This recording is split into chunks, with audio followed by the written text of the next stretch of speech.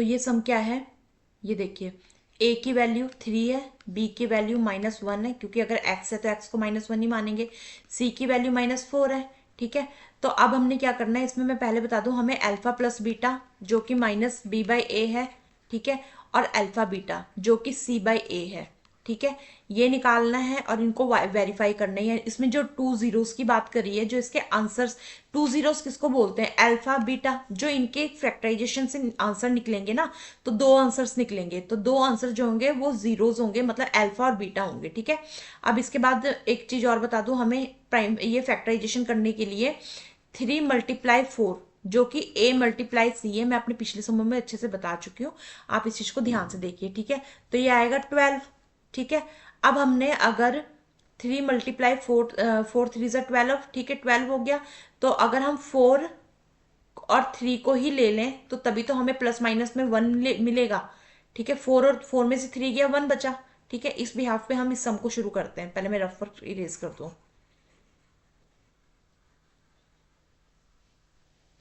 अब क्या करना है, जो ये सम है, ये सम 3x² - x - 4 है।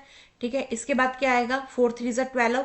ठीक है, 12 है, तो अब 4 3 12 है, तो हमें इसका फैक्टराइजेशन निकालना है। तो -4x + 3x - 4। ठीक है, क्यों, क्योंकि 4 में से 3 गया 1 और 4 3 12, इन दोनों का कॉम्बिनेशन आ गया। ठीक है, अब इसके बाद क्या करना है, हमने इन दोनों का पेयर बनाना है, इसका भी और इसका भी हम पेयर बनाएंगे। ठीक है, तो पेयर में क्या आएगा, हमें इस तरीके से रखना है अमाउंट को कि अंदर हमारा सेम आए और बाहर की कैलकुलेशन के साथ हमारे को ये सारी अमाउंट मिल जाए। तो इसको एक बार देख लेते हैं क्या बनेगा, 3x - 4 x - 4, 3x - 4, 3।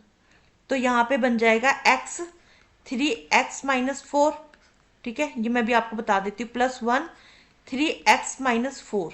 ठीक है, अब पहले हम इसको कैलकुलेट कर लेते हैं। x 3x - 4, ये क्या बनेगा, 3x² - 4x बन रहा है, हाँ जी बन रहा है। दूसरा देख लें, 1 3x - 4, तो 1 3 3x - 4 बन रहा है, हाँ जी बन रहा है। ठीक है, अब इसके बाद हम लोग आगे सम को सॉल्व करते हैं। ठीक है, अब हमारे पास दो जीरोस आ गए हैं, x + 1 एक जीरो और दूसरी 3x - 4। ठीक है, इसको इक्वल टू में जीरो में रखना है। ठीक है, अब इसके बाद हम इसको सॉल्व करेंगे, x + 1 = 0। ठीक है, अब x ये 0 1 वहां जाएगा तो माइनस हो जाएगा क्योंकि प्लेस चेंज हुआ है। अब इसी तरीके से हम इसको भी चेंज कर लेते हैं, -4 तो 0, तो ये आ जाएगा x 4/3। ठीक है, अब इसके बाद हमने क्या करना है, ये देखो, अब इसके बाद हमने क्या करना है, हमने alpha plus beta equal to -b/a, क्योंकि वेरीफाई करना है ना, वेरीफाई करना है।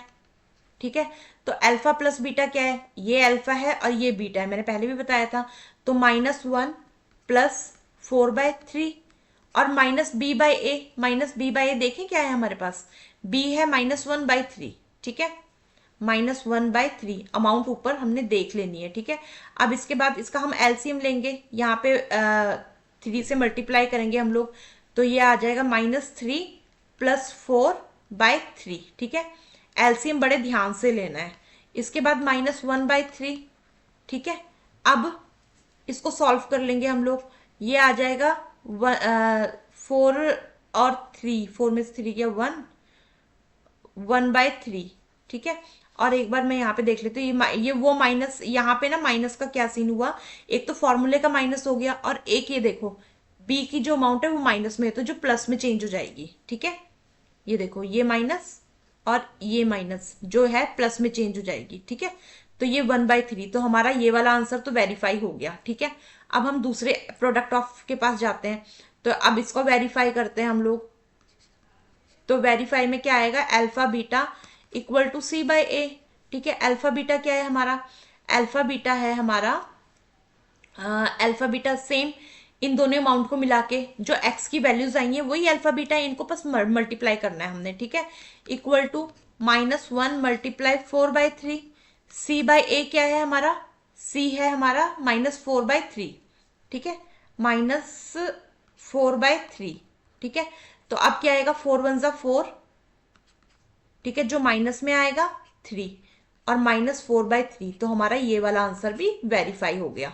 ठीक है, और यहाँ पे ये मेरा सम खत्म हो गया। ध्यान से देखना है, ऐसे हमने कई सम कर लिए हैं, तो सारे सम एक जैसे ही हैं। अगर इस तरीके के एक दो सम ऐसे होंगे जो थोड़ा डिफरेंट है, तो उस कॉन्सेप्ट को भी आप अपने माइंड में बिठा लीजिएगा। Thank you.